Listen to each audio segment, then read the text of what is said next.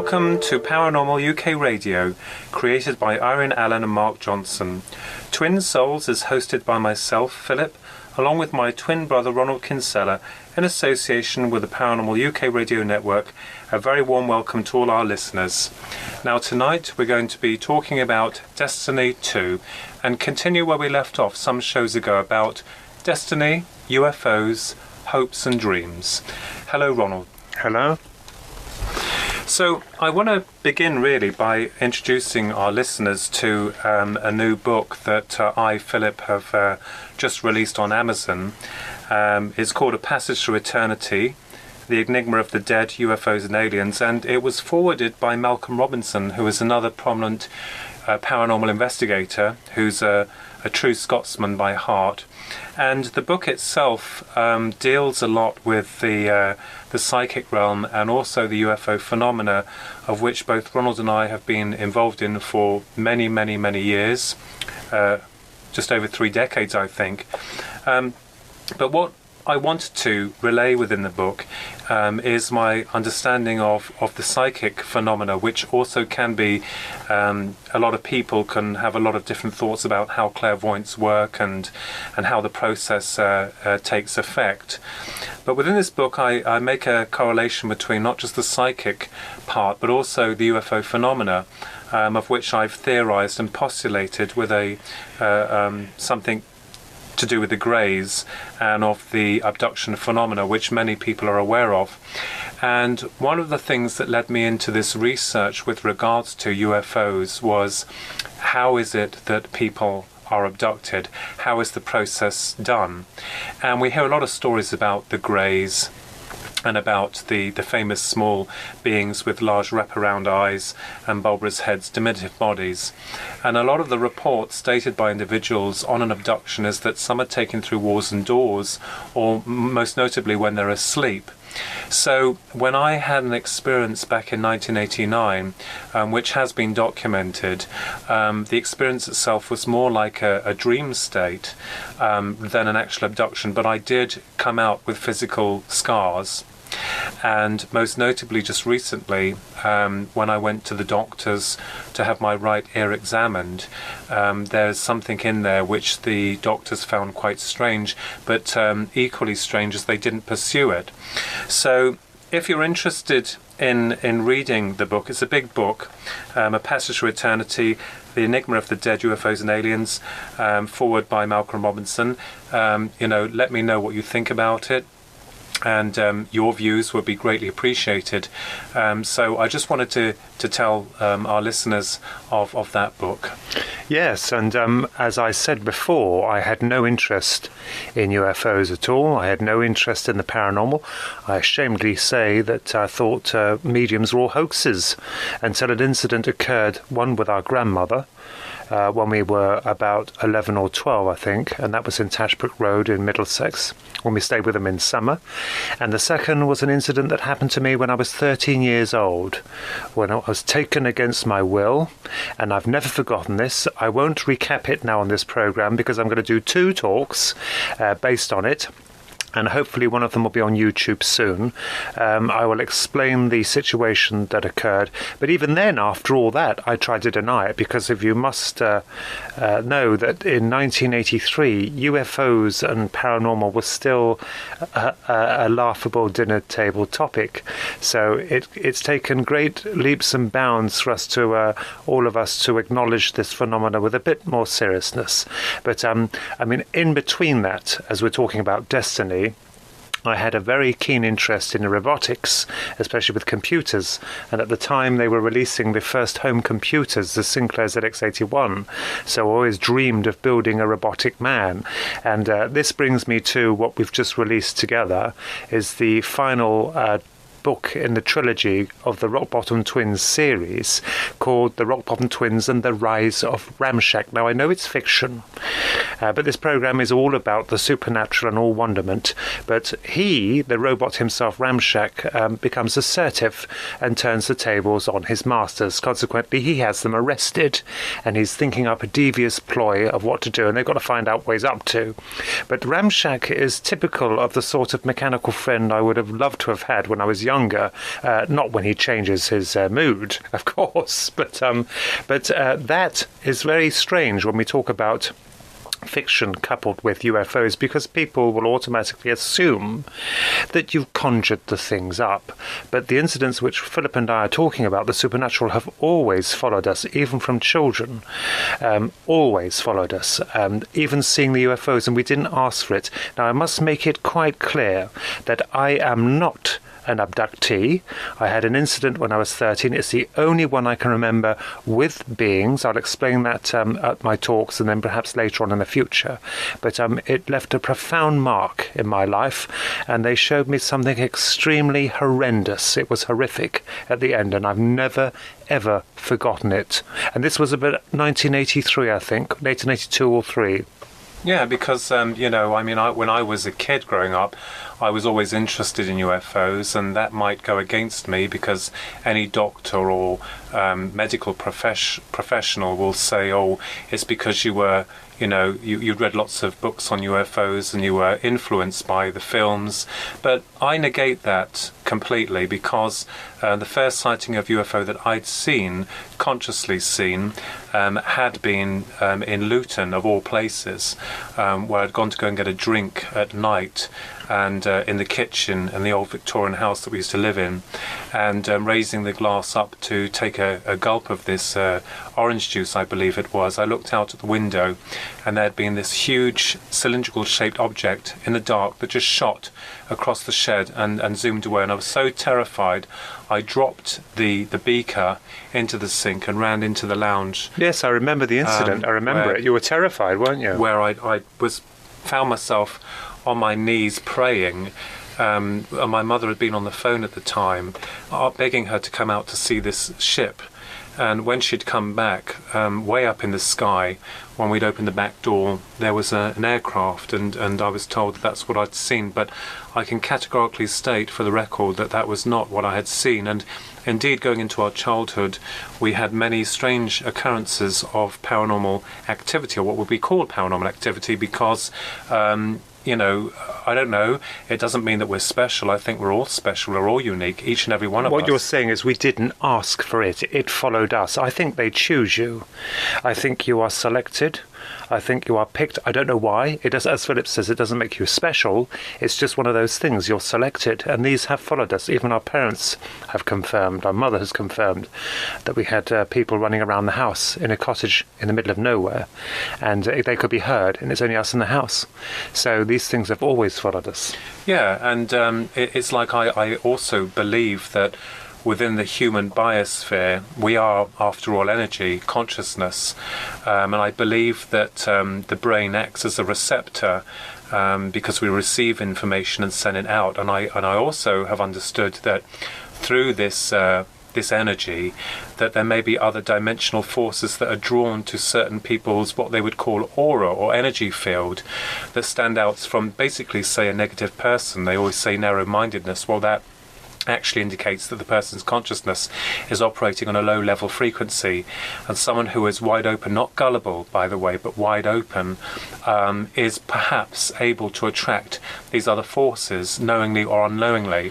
I remembered reading about the Betty and Barney Hill case in 1961 that occurred in 1961 in New Hampshire, where Betty and Barney Hill had, it's a very famous story, been lost 2 hours on their way back home from a small vacation, and they had bouts of missing time. But before that, both Barney and Betty, who in my opinion were legitimate people, very truthful, very honest, law-abiding people, had actually encountered something very strange. And what's interesting is that the missing 2 hours that they had experienced was somehow locked in their psyche, and it took a psychiatrist effort to try and bring these stories to the attention of the public, and this happens a lot now when people have had some kind of close encounter where they have bouts of missing time, and the memories are forcibly locked within the psyche,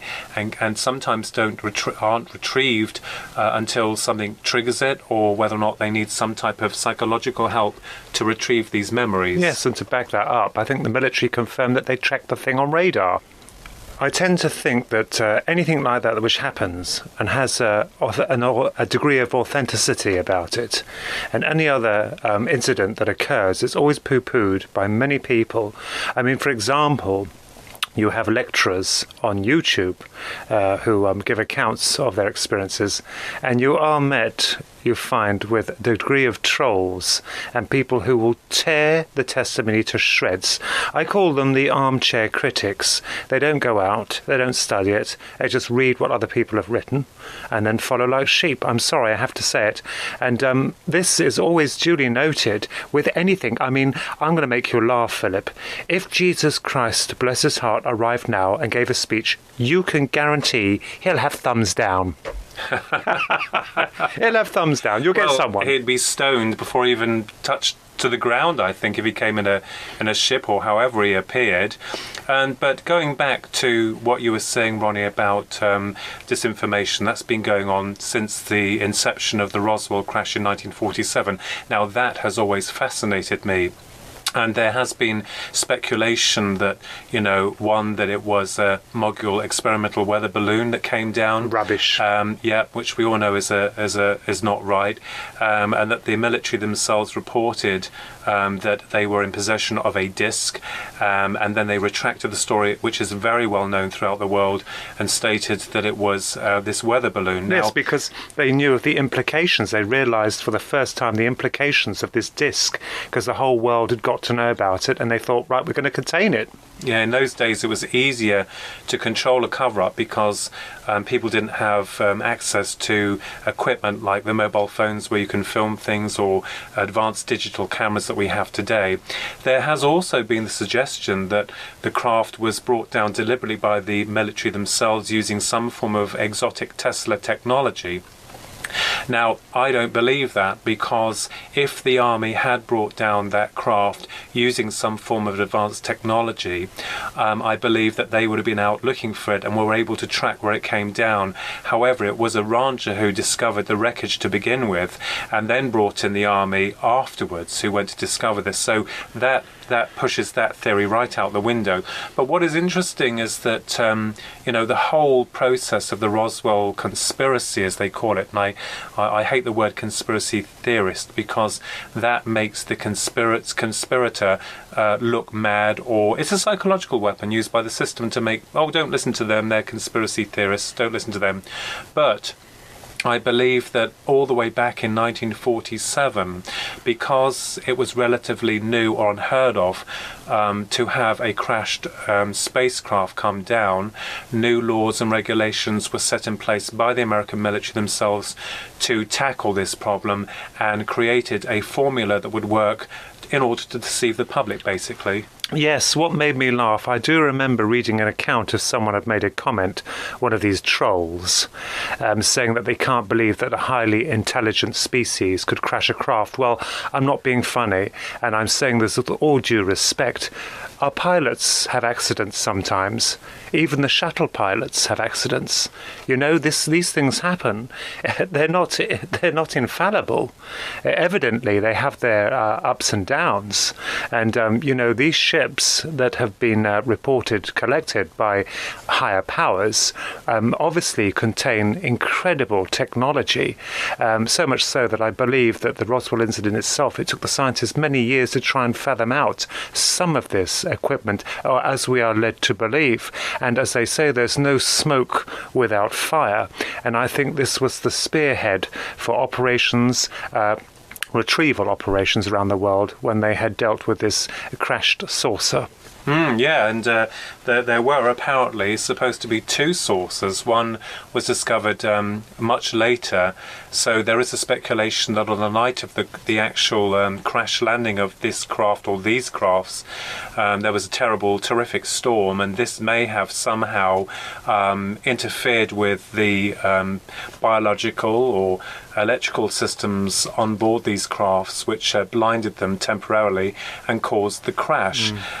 I know that Colonel Philip Corso, the late wonderful Colonel Philip Corso, wrote a book called The Day After Roswell, and he actually was one of the top-ranking military officials who had investigated this case when it was given to him within departments of the military establishment that he worked for. So there's a lot of arguments about whether or not, the military had actually back-engineered certain parts or foreign parts to this advanced technology and subtly introduced it into our age. Now, what you've got to also consider is the fact that, since 1980, we have developed remarkably quickly within our technological revolution. And if you go back into our past, into the past histories of, the Edwardians, the Tudors, going all the way back to the Roman Empire, we didn't seem to evolve as quickly. We seem to be in the dark ages, and all of a sudden hit the 80s and we're now in a technological revolution. You can't tell me that all happened just by chance. I am a firm believer, and so is Ronnie, that our technological revolution was attributed to extraterrestrial technology. Yes, it's quite possible, absolutely. I have always maintained the theory that the people who discovered the aliens from the Roswell is that they mentioned that when they took their uniforms apart there was a ripping sound. Well, that's Velcro. Could it be possible that they derived this from their own equipment? And also I believe they suggest night vision, but I'm on the fence regarding their position, these aliens, because I'm under the impression that they're not nice guys at all. I don't think they're here for our well-being. And an interesting point we've discovered, or we've theorized, is that reading many accounts, recent accounts of people who've been allegedly abducted by these creatures or taken, there always seems to be a wise man with them, with the aliens, someone like Jesus Christ or someone looking very old and wise. I don't believe they're real. I believe they're projected to perhaps make the subject feel a little more comfortable in the presence of these awful creatures. Now, Philip and I vary on views about their intentions. I don't think they're here for the good. And I do think that it's quite plausible that the military know about these. It is quite possible as well that they're maintaining silence, perhaps for our best interests, because if we really find out what these are, it might be quite horrific, very horrific indeed. Yeah, there is also the contention, I know, that with some researchers, it's really sad, really, because, I've always respected other researchers, and I've respected the books and the literature. I've always been very open-minded with regards to that. But there has been a horrible divide among researchers. There is also the opinion here that what's really happening with regards to the UFOs and abduction phenomena is that we're being told that it's not really UFOs or aliens from another dimension. Oh, yes, I've heard of this, yes. We're actually dealing with things that the military are using some form of mind control experimentation and forcing these experiences into the psyche of the individual, making them believe that they're being abducted. And we both said, haven't we, yes. What a waste of time. Well, one of the gentleman who is spearheading this, I won't criticise him, and he is entitled to his own views, but I believe there are massive holes in it. He's suggesting that the powers that be, the people who have access to this remarkable technology can just send it into a room, beam a light onto someone and make them imagine or believe that they've had an abduction, and this program is instigated to give a type of phantom menace credibility to up the arms division. Now, I find this an absolute complete waste of time, effort and money. I think this chap is unwittingly or wittingly trying to deflect the truth of the matter of these things that I don't believe are coming from outer space at all. I think they can travel through space, but I think they're coming through dimensions, and scientists are now discovering this through their clever experiments and all that, and also through CERN, which they're looking at into the subatomic particles, basically trying to find the glue that holds the universe together. But I think at the moment they're in their infant stage. I'm not being unkind to say that, but they have to be very careful, because when you deal with atomic energy, especially the atom, people have already stated it's playing with fire, But on that note, I do believe this researcher, I mean, you can really be clever, and you can have the most influential people on a program telling you, yes, he's right, that's what it is, but I actually don't believe that's the case. And also, we hear about these stories of people, I'm going to be quite naive here, saying that, oh, I've seen the aliens and they're wishing for intergalactic peace and they're concerned about our nuclear arsenal. Well, I'm sorry. I don't believe in any of that intergalactic peace nonsense. I don't believe they want peace at all.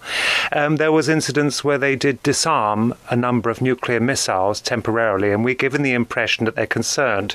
Well, if they're that concerned, all they need to do is just nullify every weapon on the weapon and keep doing it until we get fed up building them, because they'll be quite pointless. And then the point would be made. But they don't want to do that. They're giving the illusion of caring. That's my opinion. I don't believe they really care at all.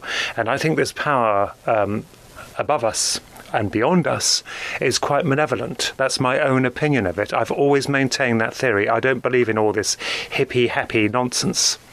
Well, I mean, if we look at the UFO phenomena and we dissect what's going on, from a lot of the accounts from a lot of people who've had these experiences with the occupants of UFOs, most notably the Greys, we don't come up with a very pretty story, I'm afraid. I mean, I do agree with Ronnie in respect to certain researchers with their own thoughts that have to be respected, but it seems unbelievable to consider the fact that such entities are working for the good of mankind.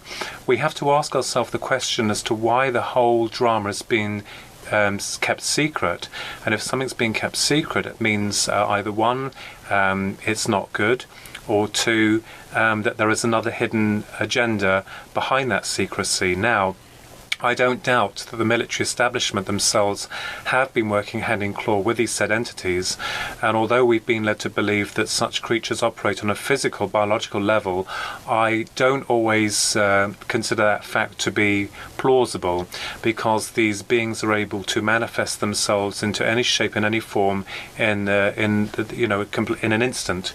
So one of the things that I'd like to address that most people are shy from, or researchers shy from, is the human mutilation problem.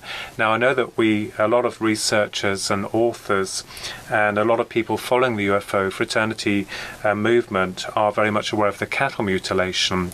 Yes, I have a theory of that, actually. Yeah, I believe that the human mutilation is something that has been kept very, very hidden. Now, I in A Passage to Eternity, the book that I've released through Amazon, I was very honoured to have been able to include a piece of literature that had been taken from the producer and researcher Richard D. Hall, who does a lot of YouTube programs and is very much an advocate in seeking for the truth. And one of those documentaries, if you're interested, is called Silent Killers, UFOs and NATO Human Mutilation Cover-Up. Now, there was a case, a very disturbing case that I won't relay here on radio, but it happened in Brecon Beacons here in England. And it concerned a military official who was and did work with a black ops unit in what we'd call a clean-up operation. Basically, this chap was within a group of military officials who would, if there was any information about a foreign object coming down, that they had to go in and protect the actual object until American forces came up to clean up the whole mess. But within this an incident that I think you might find interesting is that what this anonymous chap who served in the military for a long time and had suffered health-wise as a result of being exposed to lethal doses of radiation around these foreign objects that he was sent out with his team to secure. And you'll find that quite interesting. But it doesn't end there, because whenever research has tried to go into this human mutilation subject, it's almost created another divide also within the UFO community, because most people don't want to talk about it. They say it's ridiculous, it doesn't happen. But we only have to look at the national parks, most notably around the world, where there have been disturbing cases where people have literally disappeared and never found again. And when some people are found, their clothing has been neatly packed, or some people have been found, children, for instance, have been found hundreds of miles away from where they had been originally, without any idea of how they got there. And we're talking about steep climbs, that any average person would find very difficult and challenging. Yes, and it's a throwback to the cattle mutilations as well. Yes. I know there are people investigating this, but I don't believe it's the military doing it at all. I don't think it ever was. What does come to mind, and I suppose you have to think like Sherlock Holmes to a degree, although I'm not as clever as him, is the fact that I wondered why cattle, more than not, are being cut up or analysed. Well, could it be possible, is it quite possible that whoever's doing this is studying the food they ingest? And what do we eat? Millions of us on a daily basis have dairy products. We have milk, we have beef, we have butter, and I'm just wondering, and I said this to Philip, and hopefully we are the first to have said this on this programme, is it possible that these things are looking to introduce an enzyme, some type of undetectable substance that may change this for whatever reason? I don't know. It's just a theory. You have to look at its roots. Why are they doing it? Well, cattle are a vast source of most of us of protein, so is it possible that they're actually looking into this to introduce something foreign? You don't know. I mean, this is the thing. This is only conjecture, and I believe with this topic, it can only be conjecture. No one is an expert. No one is a professional, because no one can give you a straight answer, because I don't believe anyone knows. I think perhaps a few factions do, and I'm talking about military establishments. They may be a little bit wiser to this than we are, but no one in their right mind has any proof or can confirm what these are. As I said, it's the jigsaw puzzle. It's like all the pieces everywhere, and we're trying to glue them together to form an image of what these things are. Now, it is real. This is happening. People are seeing discs and ships all the time. There was the wave of the Belgium UFO sightings, the triangular ships in the 90s, yes, wasn't there? Yeah. Where the police officers saw them, and there were many of them who spotted them, and they told them they were not of our planet. But you see, people always laugh and mock and say, oh, what they saw was a stealth bomber, or it was just an optical illusion. They will come up with every excuse imaginable other than what it could possibly be. And why is it so unrealistic?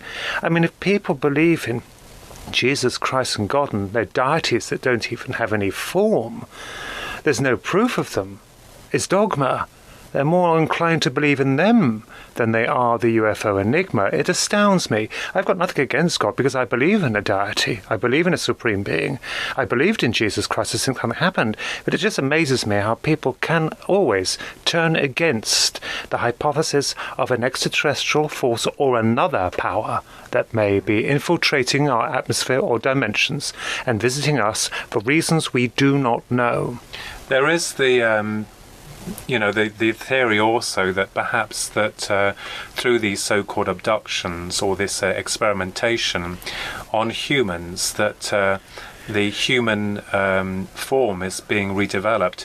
Now, what's happening also, bringing into this whole modus operandi of change within our culture, I think everyone will find now that more than not now, more people are angrier, they're less tolerable of one another, and with the introduction of this new technology, the powers that be, I feel, sit back, because they don't need to control us as much now, because we're tearing each other apart, literally. If we look at the technological advancements of where we are now, and in terms of communication, mobile phones, tablets, we also have the internet, we also have Twitter and Facebook, and what we're finding now is that a lot of the people are discovering that news has been falsified to get through to the individual, that to make them believe that certain world events are occurring or certain things have been happening when really they have not. Disinformation. Yeah, disinformation. And what's very clever about this is that the system, I call it the system, the echelons at the top of the pyramidal, the pyramid of control, as I would call it. The Illuminati is another fabled name for them, but we have to address them with something, that they can sit back quite happily and watch as we tear each other apart. For instance, I'm sure most of you are aware, all they need to cry out on the news is that we've got a water shortage and everyone's out racing out to buy water, or there's a petrol crisis, everyone's out there, emptying the whole petrol stations because they're in fear of not being able to get to work, or they'll be, so basically the system is playing us against each other. And this is really very sad, because when researchers and investigators and authors are trying to get to the bottom of this worldwide mystery concerning UFOs, it's still to this day subjugated. We're not allowed to go beyond, that so-called, what Tim Good called, top secret level. Now, obviously the establishments in power are cocky enough to feel that we won't be able to crack this because it operates on a different level of the psyche altogether. We've been led to believe that it's a nuts and bolts issue. I don't believe that. To a degree I do, to a degree I don't. There has to be something else which is working. And I know that, Ronnie, you've spent a lot of time investigating another area which most people... This is where religion starts to get clashes with UFOs, and we get this right mess with all of it. But it could be that we're dealing with an ancient enemy, or something that is so old and has been recorded in prehistory. It's found a way of infiltrating this dimension. This is a part of my talk I'm going to be doing at High Wycombe with the compliments of Noel Geddes-Ward and his group there. One thing I will say, and I've got to query this about the hybrid program. Philip and I are at loggerheads about this, but we have to consider every aspect. Now, let's put it this way. If we had taken our technology and discovered a planet with perhaps Stone Age men on, which I think we would not appear to be like that to the aliens, who might be more sophisticated, but it is an example. Would we then take one of them, extract DNA to then mix with our own to produce a new hybrid? And for what reason? To my mind, yes, perhaps as an experiment it'll be worth it, but no, because if they're that smart, they can build them. They can make slaves. They can develop robots. They're so sophisticated. It's something else. I don't believe in this hybrid program. To what end? To produce a new species for what? They can't absolutely outwit the masters. They wouldn't want that anyway. So that to me doesn't make any sense whatsoever. I think what they are is drawing material out, as scientists would. Perhaps they're looking at the changes affecting us, perhaps due to climate or food, our moods, things like that. But to me, the whole hybrid topic is quite it falls short of, it doesn't make any sense whatsoever. And someone said to me, "Oh, you don't think like an alien." Well, I'm sorry, but we don't know what an alien thinks like. But I think they would be based on rational logic, like we are. As sophisticated as they are, they would have logic to them. There'll be some type of logic, and that to our mind does not make any sense. To produce a new race, a new superior race, no, I don't believe that. I don't think there's any need for that at all. And others say that it's possible, but they're dying and they need to continue their species another way. Well, no, I don't think that is the way. I do believe myself, however, shared opinions totally respected, that there was some form of genetic modification that had created man in our present image from mere hominids. So we were told that our creators, who were the sky gods, had made us as slaves for them. Well, I always joke and tell people, if that is the case, then nothing's changed today, has it? Because we're all slaves to the system.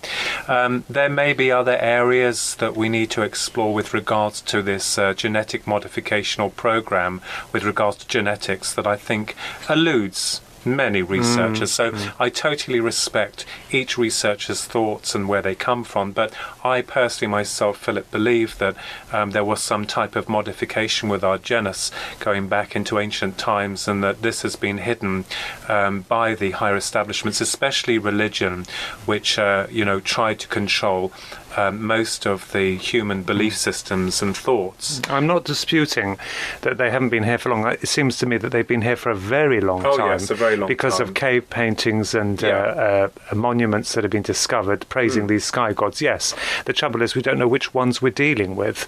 I mean, as you said, and we say, they can change their appearance of their ships and themselves quite freely. Like spectres that come and take people in the night. Now, Ronnie did make a very good point earlier with regards to this vision of these aliens being like angelic and wonderful and all peace man and that type of thing, but really behind the scenes we're seeing an ugly picture, and that has been proven time and time again by frightened individuals, those legitimate individuals, I must stress, who have reported such encounters. And when abductions do occur with individuals, it's always done at the dead of night. There's always a feeling of dread. The memories are suppressed so that the individual has no total recall of the true events that happened. So this doesn't seem to be coming from an energy or an extraterrestrial or a being who has our best interests at heart. No, that's right.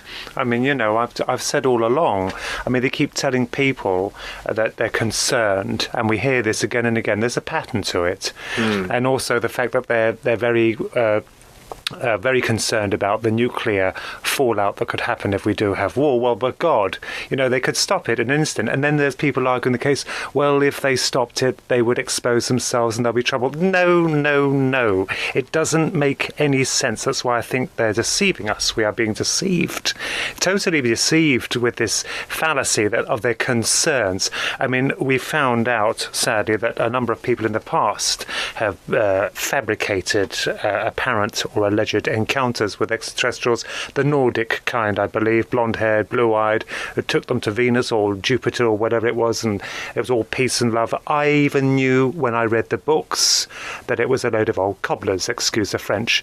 There was an incident with a woman who was taken to the moon by the Greys, and she was dancing on it. Now, she may have dreamt this, or perhaps imagined it, but why on earth would they take her to the moon with their dancing? I mean, for goodness sake. Now, the other thing as well is that you'll find that within the media machine, there are a great deal of this ridiculous stories from individuals makes prime time viewing.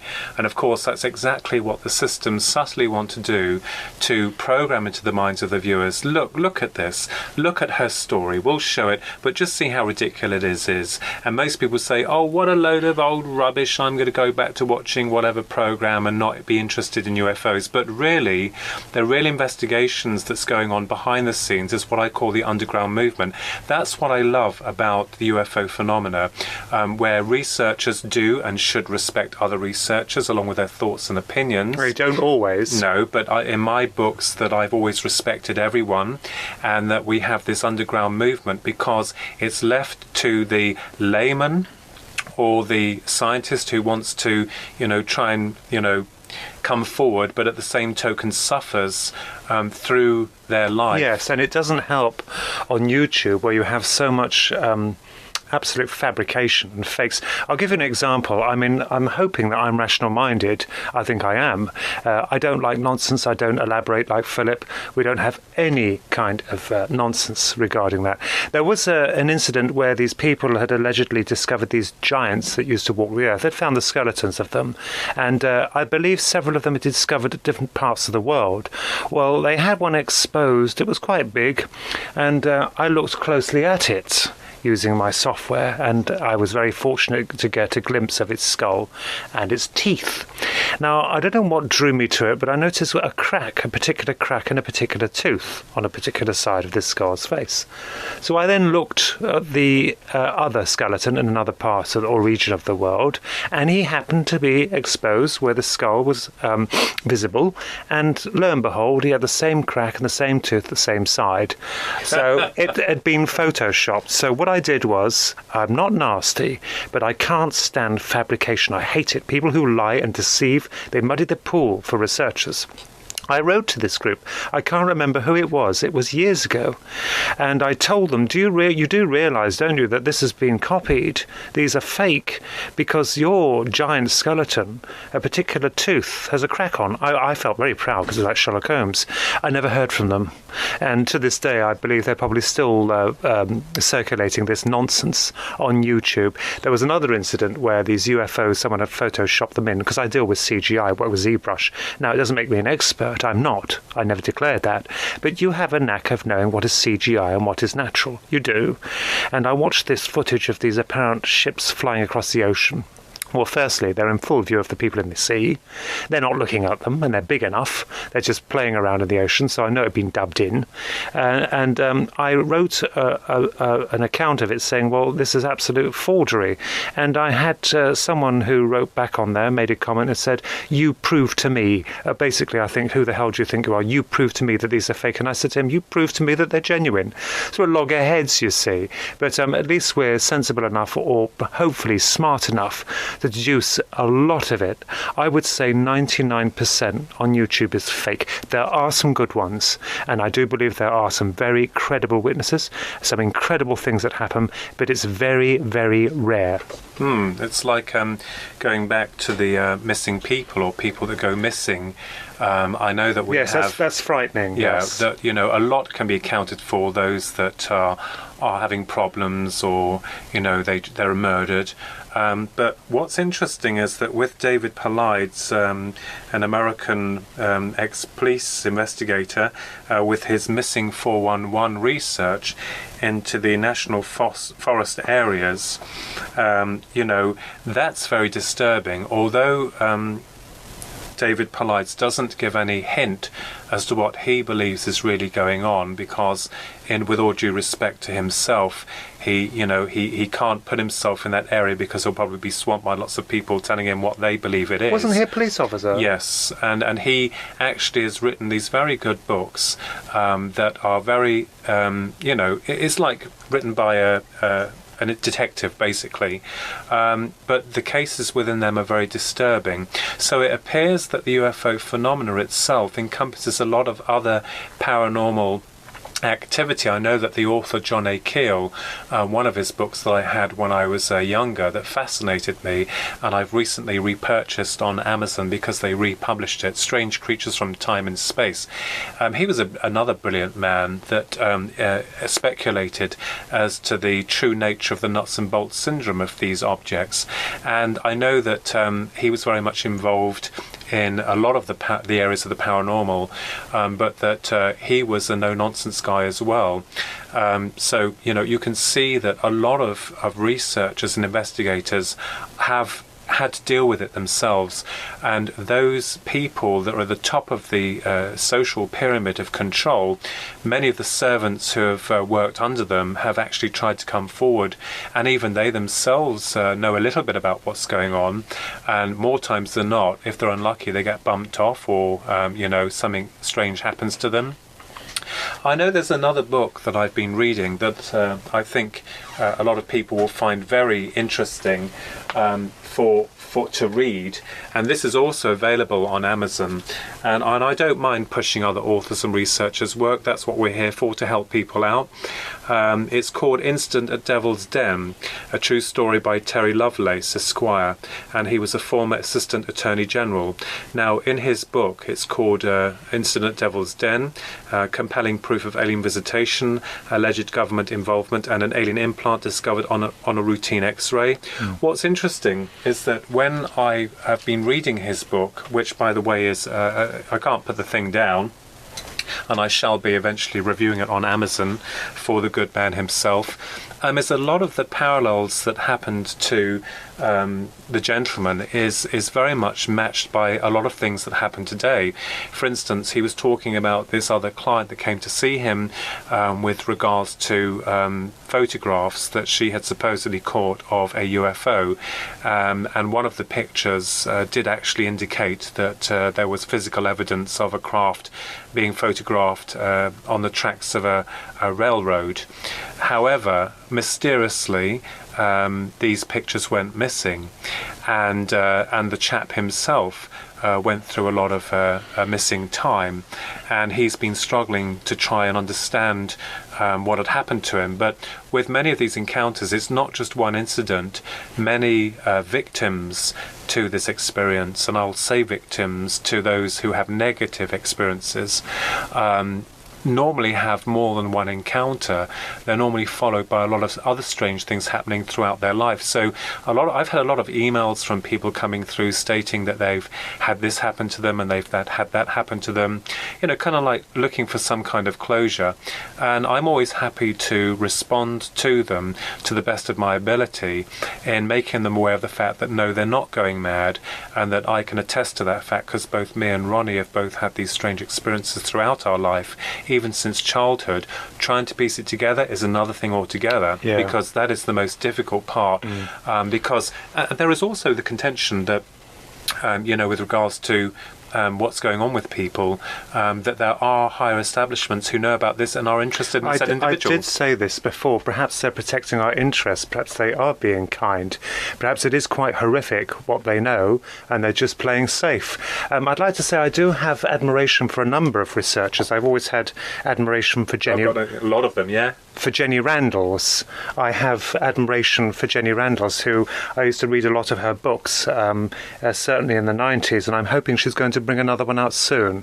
So I think she's a tireless, wonderful researcher, and I'll give her credit on this programme. Both Philip and I will give her credit, because she has been a credit to the UFO phenomenon. Tireless researcher, absolutely wonderful. I remember seeing her on TV, a programme about the girl with the spaceman behind her. Oh, yes. I can't remember the case, but I thought it was very fascinating. So I hope Jenny does some more. And also, just to let you know that we've just received a book by Alan Godfrey, and he's very honoured to have him as a friend on Facebook. And his book, Who or What Were They?, arrived through the post. I haven't had a chance to read it yet, but it's a beautiful book. I do suggest you buy a copy of this, because it's absolutely gorgeously done, and I think it can be available. You can get it on eBay, and the author is Alan Godfrey, Godfrey,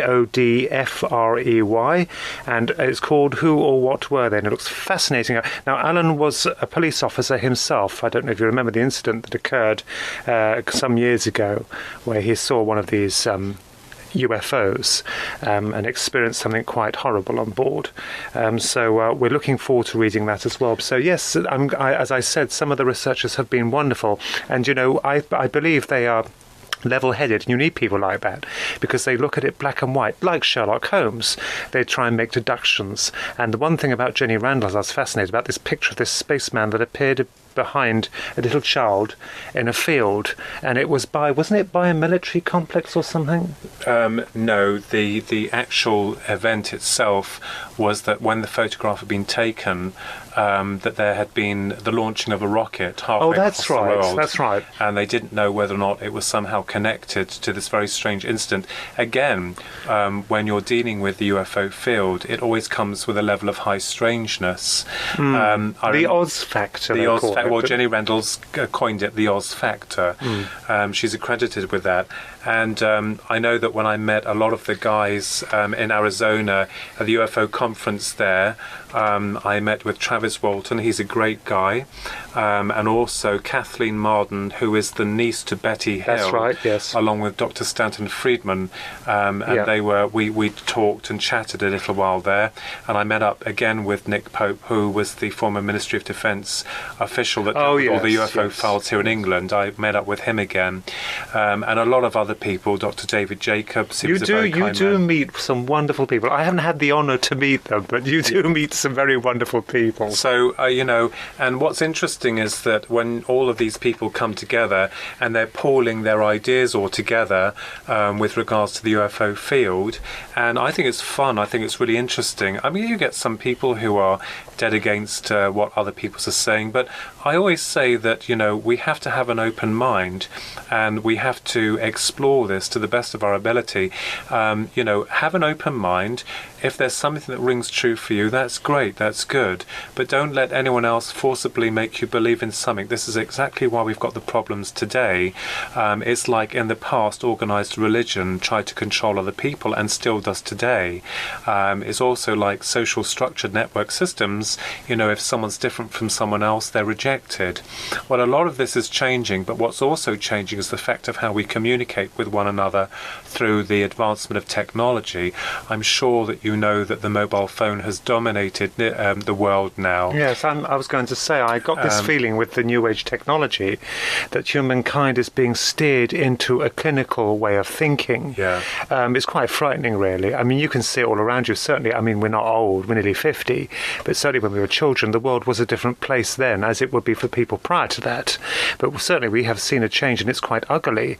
The way people think and act towards one another is declining. It's becoming rather cold. I said to Philip, we'll end up being plugged in. Yeah, it's the cyber revolution. I mean, the thing is, though, that no wonder most UFOs aren't seen, because a lot of people aren't looking up. They're looking down into their phones. And the other thing is that communication, a lot of people now don't know how to communicate with people. They certainly know how to communicate through a phone, which has no emotional responses whatsoever. And on a psychological level, the things that's occurred now is that we have a lot of problems with the younger children and younger adults today, because a lot of them are suffering from distress or emotional difficulties because of this communicating problem, where a lot of attacks are done on Facebook or basically on the phones. Well, let's just be honest. The art of politeness and civility is going completely out the window, isn't it? Yes. I mean, really. I mean, this new age of technology is wonderful, and don't get me wrong, the computer systems are incredible, but it's how they're used and abused. You see, this is the thing. I mean, I was fortunate enough to grow up with computers, and I learned how to program the first ones, the ZX81. I was writing my own games using a language called BASIC, and that armed me with the knowledge of what we're dealing with to a degree. It's becoming extremely incredible now, especially with these new quantum systems they're developing. Now, one thing that made me laugh talking about the future and technology is the fact that people are up in arms at the moment. I keep seeing it regularly coming on about soldier robots being developed, and people are saying, oh, we can't have them. Well, not being funny, there's nothing wrong with robots. It's just how they're dealt with, how they're programmed, how they're used, and you can bet your bottom dollar, I'm telling you this for now, the military, if they get their hands on robots, they'll use them for warfare. Of course they will, because they can take bullets and not fall down so easily as humans. So don't be fooled by this bill or these concerns over a radical new cyber army. Yeah, I mean, the thing is, though, the future for a lot of us doesn't look very rosy. I think a lot of the problems that's occurring around the world, especially communication, are not just with person to person, but we're talking about leaders across our world also, where we're everything's very tense. And I would say that we got out of the Cold War. We're now something called the cyber war, and I've always coined it the cyber war, because now everyone is suspicious of who knows what, and it's very frightening. I know we've had instances with Facebook from other organisations that have pillaged and accessed people's information, but I really believe that this whole scam is to know what people know, is to see whether or not you're being an obedient servant, that you're getting up, you're going to school or going to work, you're doing your job, or you're being taught what the educational system wants you to know as truth, and then you pay your taxes and die. But Philip, we have ways of making your talk. Yeah. But I want to just say how wonderful it is for the researchers I have listed, because they themselves have the jigsaw puzzle, and they also are trying to put the pieces together to this enigma, which is very real. I mean, I myself sat with an atheist outside the garden and saw 7 gigantic ships pass overhead. Oh, yes. They were massive. They came through inner space. I realized then, this was a few years ago, I realized that they weren't coming from outer space. They're coming through inner space, which, well, ostensibly put, a dimension. This concerned me, especially the feeling of horror I had and dread. Incidentally, when they did appear, I've documented in this my book Twin Souls that came out by Capel Bam in 2012. What was interesting is when they passed overhead, all the dogs around were barking. Now, you take the incident at Rendlesham, that's caused enormous interest and speculation. But when you have seen 7 of these things flying overhead, and yes, I have seen a triangular ship, I never thought I would. I will detail this later on. It wasn't like what they sketch in the books. It was quite different, and it was massive. It's a lot thicker, wasn't it? Yes, it was enormous. I'd never seen one, but I saw one in broad daylight, and I've never seen one since, so I've seen one of those as well. And I know for a fact when I saw it, and I'm going to say this, I'm sorry, you trust your eyes and your ears. When I saw that thing, that was not Earth-based. No military establishment on this planet, I'm sorry, I'm going to say it, and the others have said the same, can build something that colossal, as light as a feather and soundless. It's impossible. I mean, people will denounce that, and I might get a lot of flack for saying that, but I'm going to say it because when you look at something, you know it is out of the ordinary. It's the way it was fashioned as well. It wasn't Earth-like.